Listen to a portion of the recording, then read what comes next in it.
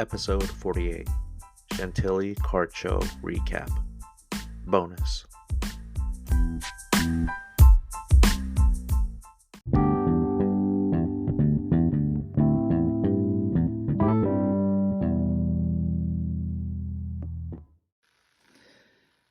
Alright, hey Card Fam. I have been meaning to make this video for a while, but I'm finally getting around to it. Maybe better late than never. The Chantilly show ended 2 weeks ago, and it is a late Sunday evening. I just went to a local card show today, and I am continuing to strengthen my transactional flipping, investing muscles.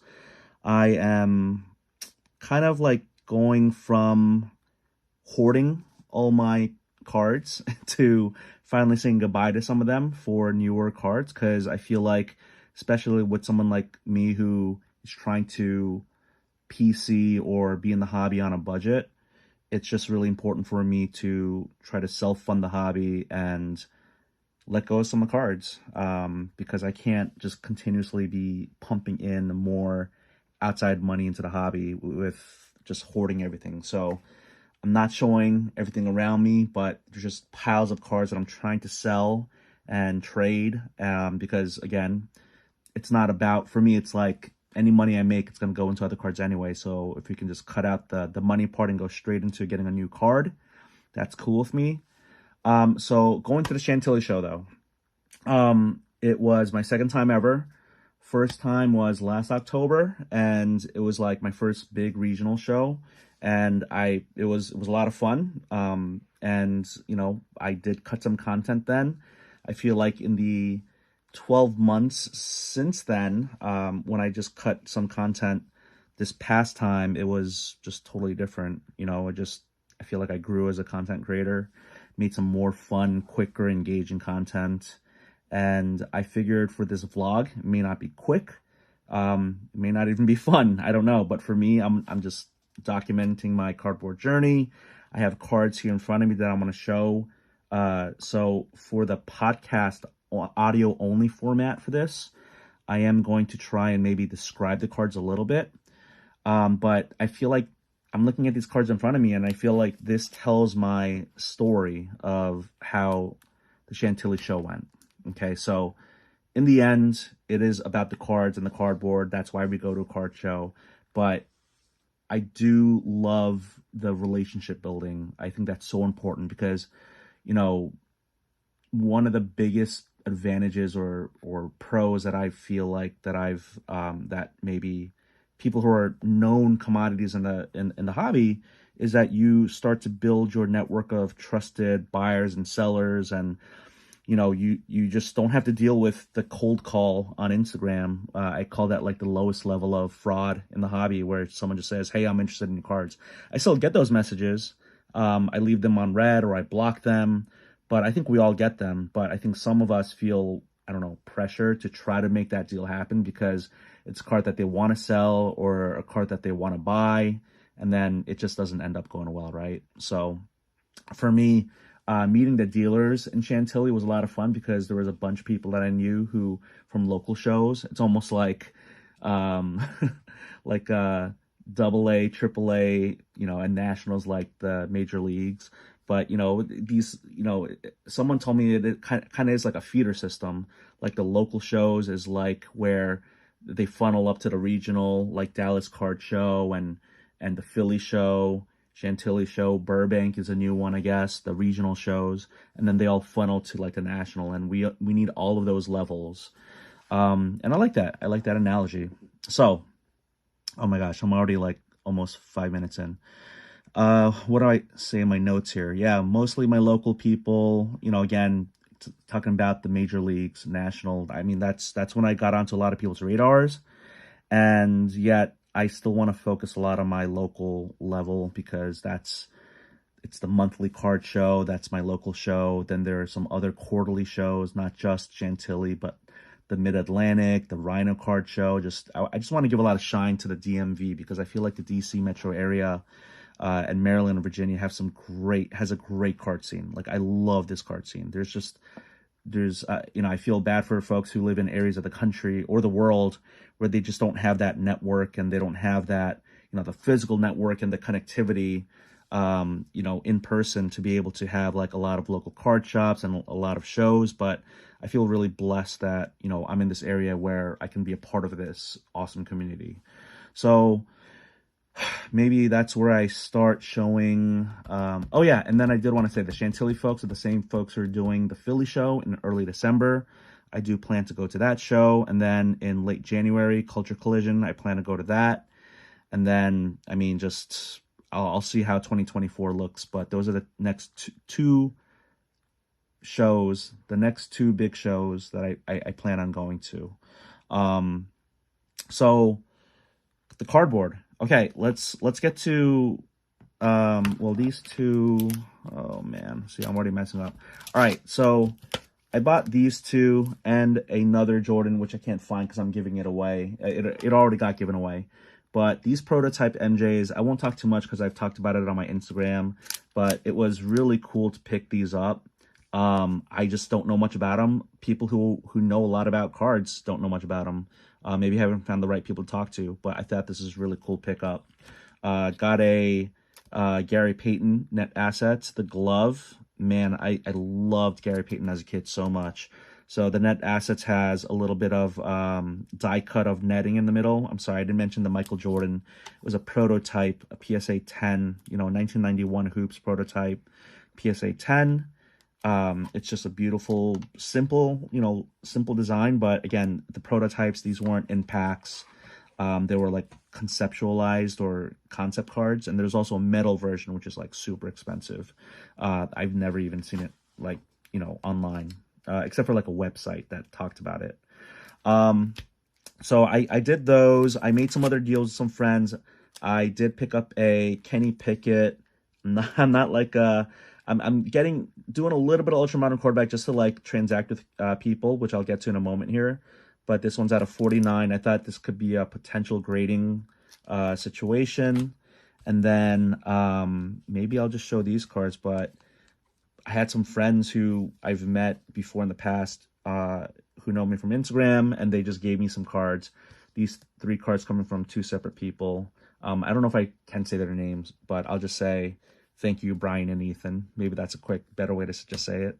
But that was really cool getting cards to them, and I definitely want to get them cards. Actually, cute. One of them, well, can I say? They're getting a giveaway. They're getting something from me. So I'm very happy for them. Let's see. I met some athletes. That was really cool. Cutting just 1 minute quick interviews, 2 questions, quick hitters. That was for the first time ever I did that. I did miss Saturday. So I went to Chantilly show Friday. I had a family day Saturday, and then I went back on Sunday. Friday, that was just a lot of card dealing, and I actually made some more deals on Sunday. But, just cutting some content, and it was a shorter day. And then Sunday, I definitely got to do a lot of fun card stuff, but I got to meet. So who did I interview? So I missed Paul Pierce and Allen Iverson on Saturday, but apparently Iverson was a hard, he wasn't really talking much to folks. But on Sunday, I was able to chat with Billy Ripken, Charlie Ward, Willie Rofe, Jim Palmer, Roberto Alomar Jr., and like out of all of them, Charlie Ward to me, because he's basketball, but also like, he's Florida State, and he ribbed me a little bit about going to University of Florida. So that was fun. It's really funny is Jim Palmer, he told me that the hardest batter he ever faced was Roberto Clemente. And so after that interview, I was trying to talk with Roberto Alomar, and I kept messing his name up. I kept saying Roberto Clemente, which is like so embarrassing. And I was like, I'm so sorry. And he's like, just call me Robbie. And I was like, all right, Robbie Alomar Jr. But it was so funny. I didn't have a professional camera set up. I don't have any of that stuff as a content creator. I just had my phone, and I just did selfie mode, and I just extended my arm out like I was taking a selfie, and I just did a quick interview with them. I did have a new friend in the hobby who had a camera set up. Actually, maybe not in the hobby because they don't do cards, but they were just there for celebrity athlete kind of like interviews.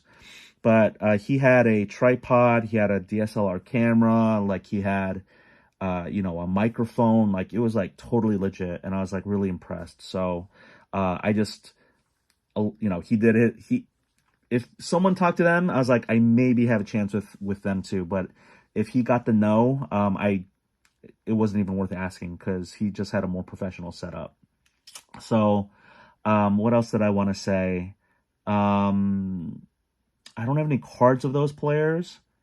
But speaking of the cards, like Billy Ricken, right? He has that famous card. I wasn't gonna ask him about the bat knob. I felt like that was such an easy question to ask, and I don't know. He gets it probably all the time. I just didn't want to do that, so I just went with just trying to get to humanize him, because I imagine, like, Cal Ripken's brother and the bat knob, like, it's, believe me, I feel like for people who are in my Instagram comments saying ask him about it or do this or do that, it's like, it's easy to just say do that, but when you're the actual person in front of them, like, do you want to actually do that? Like, you may not be asked to, get a media badge, which, by the way, I gotta say, when I went to this show this time, I did get a media badge. So thank you so much for the Chantilly show for giving me one.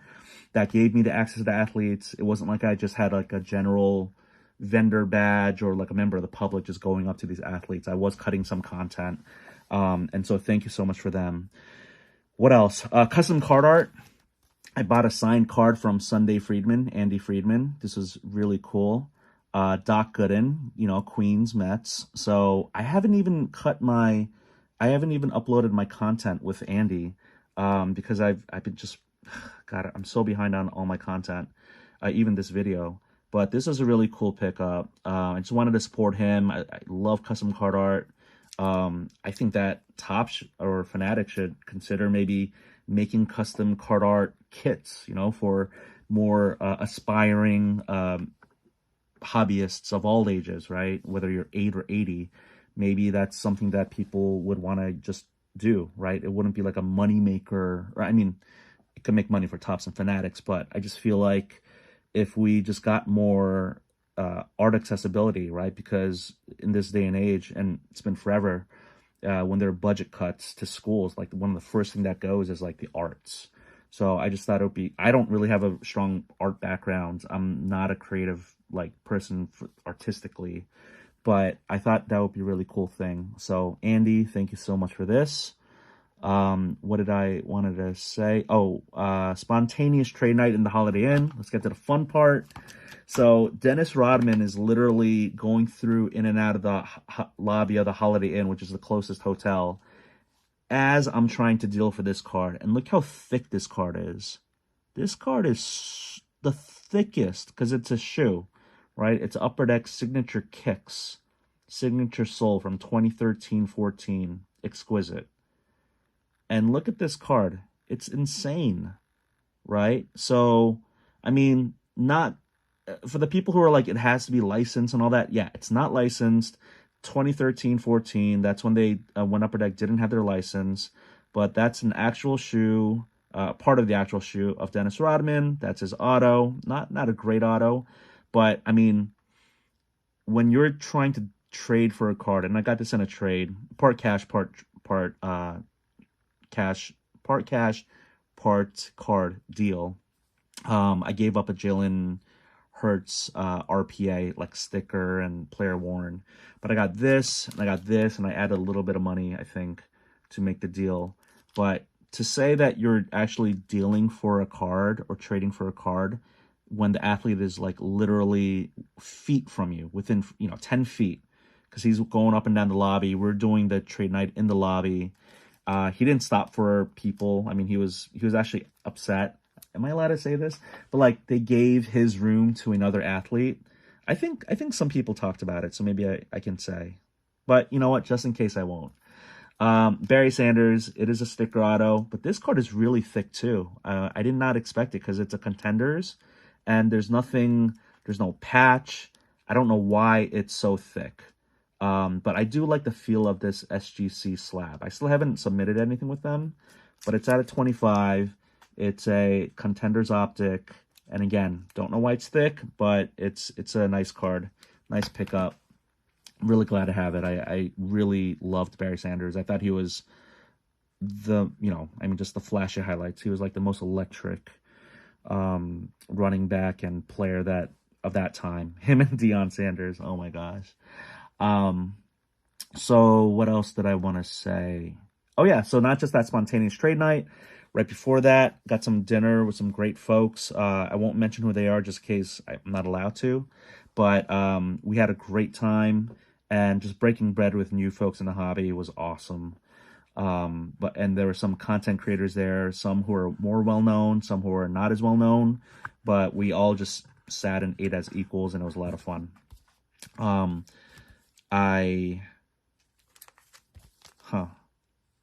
yeah, one of the people was there. What is these? Real content creators would edit that out, but I can't. 15 minutes in. This card was thrown into this purchase. I got a Pearl Jason Dominguez. Oh, I'm sorry. When I said this card, it's a die cut Jordan. It's like not a big card, but it was thrown into the deal from a friend in the hobby. Jason Dominguez. It's not even a case hit. It's like the Pearl. It's the SSP. And then my first ever Sam Howell. It's a sticker auto, but still Korean American out of 35. Anthony Richardson, Go Gators, out of 99. Color match, blue ice. Jerry Stackhouse, on-card auto, flawless, out of 15. Beautiful auto right there. Nice thick card. And these prices on here, these are from the vendor. And then this is a cool card. 21 is my favorite number.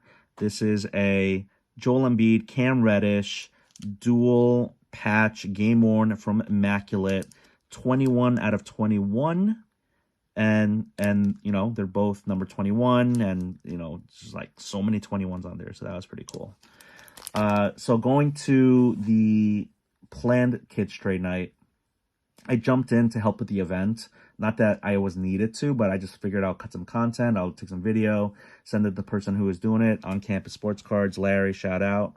Awesome that he did it. He hosted it. He did a trivia thing. He had a treasure hunt. He had coloring, create your own card. He got a bunch of sealed wax from, you know, partners, and he just made it a really fun time for the kids. And this was really a kids trade night oriented towards the kids. Any adults who were there were either helping with the event or, you know, parents of the kids. And let's see, what did I want to say from my notes?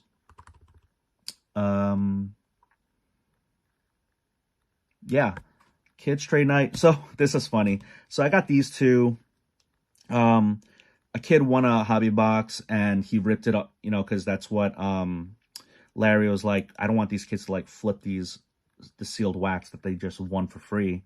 And I want them to open it, enjoy it. But the kid who won it, he doesn't do basketball. He won a Revolutions basketball. And so he said he would sell these to me. And I, like, these are newer, so they're not like, they don't have like a lot of comps, but I felt like I gave a really decent price to the kid, and he was happy about it.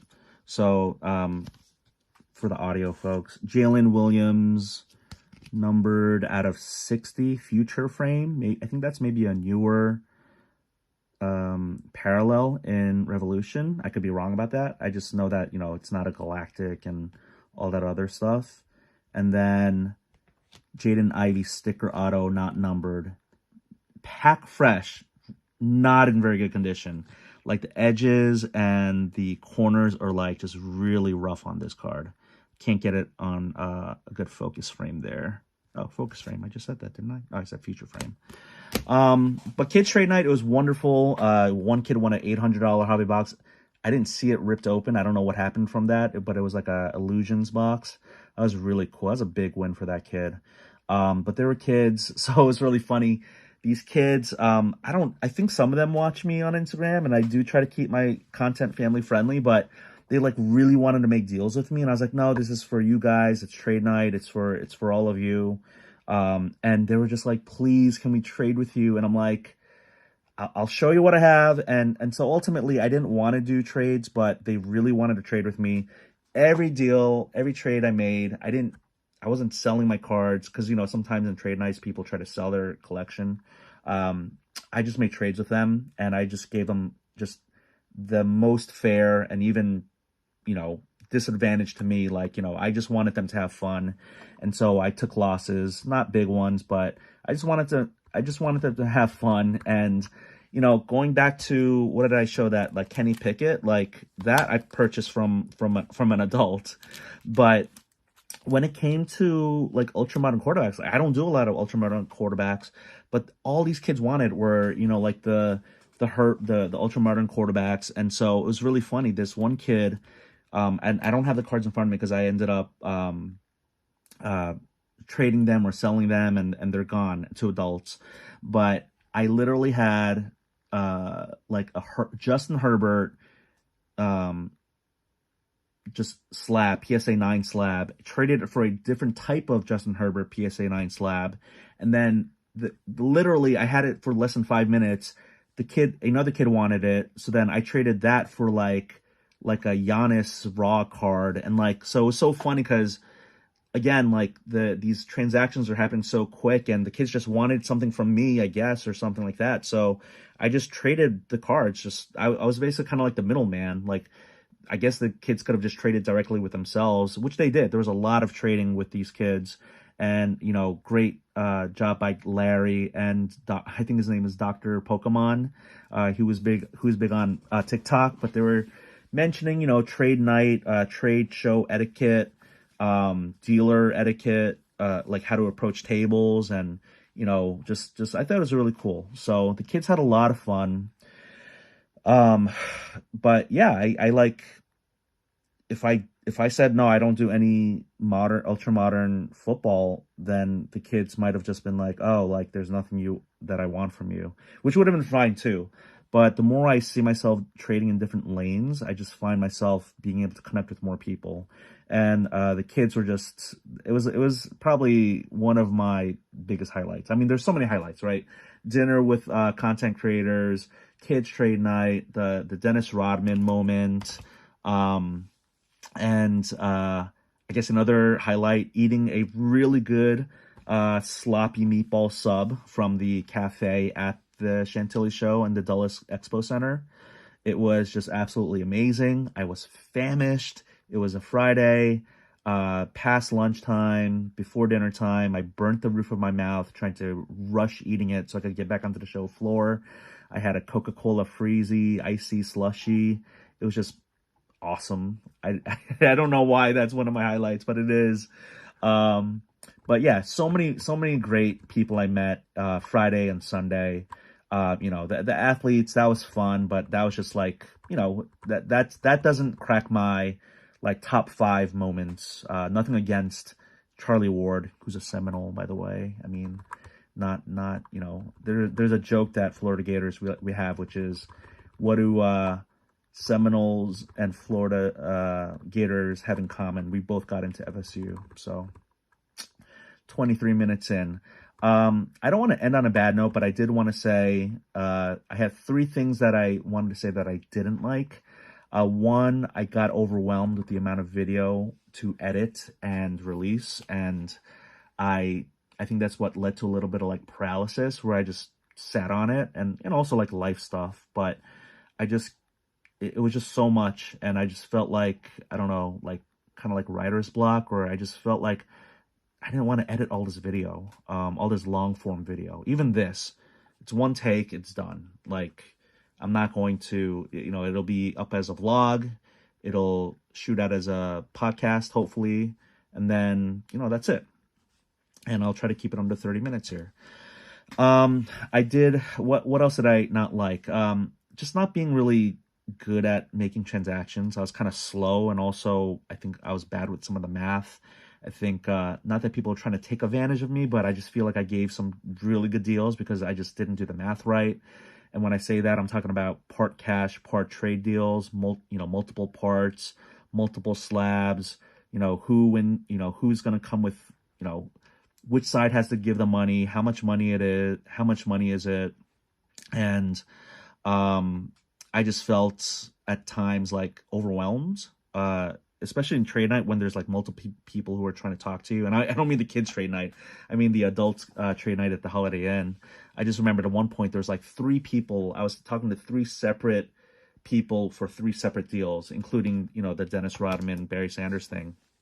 And I was just like, I don't know, like there was just too much for me to handle. It was like sensory overload. It was like midnight. I was just like, man, this is, that's, I think, what made me think about that hobby as a casino thing, where you just have to be so mentally sharp at all times if you're going to make a deal. And I just felt so tired. What other thing did I not like? So this one's kind of tough. You know, I'm definitely not going to say who it is, but you know, it's a friend in the hobby. There was a lot of like deals that I made where like I just don't like dealing with friends because I don't want to take advantage of them. I can be sometimes too nice too, and not that they're trying to take advantage of me, but you know, I'll just kind of, they'll throw out a number and I'll just say yes, and I'll end up losing money on a card. And it's just kind of tough to do that. But you know, I won't mention what card and what friend, but you know, I sold a card for $50. It comped around 50, 55. Oh no, I'm sorry, $40. I sold a card for $40. The friend said that they were going to sell it for 50. And then when I saw them on Sunday, they had it on their table for 70. And I'm like, I thought this was going to be like a $10 flip. I mean, not that I was trying to make more money, but you know, the comps on the card were like over 50. They were like 55. And they're like, you know, can I get some wiggle room? Can I make some money on the card? You know, I'm going to try and sell it for 50 if you sell it to me for 40. And I was like, you know what? That sounds good with me. But then when I saw when I saw the sticker on the card for 70, like I just, again, it's the transactional side of the hobby. Maybe that's like a common thing for people to do, like the puffery, the whole like the salesmanship and like, hey, you know, I'm going to do this. But then, you know, maybe they sticker it for 70, but they're going to go down to 50. But, you know, like, I guess they do assume the risk for that card if it sells or not. But it was just seeing that sticker of 70 after being told that it was going to be sold for 50. I think I just had a hard time with that. But maybe it's something that I just have to like let go of. But that's, again, just me learning in the hobby. Let's see. I think that's it. I mean, to end maybe on a positive note, again, I'm going to try and keep this under 30 minutes. Budget wise, you know, I don't want to say what my budget was, but I did hit the limit. And yet from this point forward, because I have so many cards and I am trying to get away from hoarding all this collection of cards, that a lot of cards that just, they don't resonate to me anymore. But what I want to do is get into sell mode, trade mode, and just self-fund the hobby, my hobby habit, which I know everyone says they want to do, or, you know, like for me, it's not even a side hustle and making money in the hobby. It's like every cent I've made in the hobby and more, like I've lost so much money with just like StreamYard and CapCut, the monthly subscriptions, YouTube Premium, all this stuff. You know, it's like, I just want a hobby within my means, you know, like living within your means is so important. So I know everyone says that they want to like monetize or this or that, and you know, it's my content continues to evolve and hopefully gets better. But you know, there are just so many cards I would love to have, but ultimately I know it's just not the right time for me right now, is the way to put it. Would love the cards that I see on Instagram, but you know, I'm just not there yet, and that's fine. My funds are not there yet either. So, you know, I just look and I go, huh, must be nice to have that card. But that's it. Thank you so much. That's my, I don't know, Chantilly vlog summary. I showed some cards, you know, really, really like these two from the one dealer. I don't know if I'll deal with that person again, though, mainly because there was just a little bit too much salesmanship and gamesmanship, but I'm glad to have gotten those cards. And you know, the free cards that I got from my friends, thank you. Like these, I will never sell these. And yeah, just the other cards that I got, like just I'm really happy with my stash. And thank you, not this stash, because this I'm gonna have to shave this really soon. It's getting really bad. But everything, Chantilly was a blast, and I can't wait for the next, not just Chantilly show, but the next regional show. Went to a local card show today. You know, just a different feel fun, but just the regional shows are just, it was just a blast. So thank you so much. Have a good week, evening, whenever you listen to this. Take care.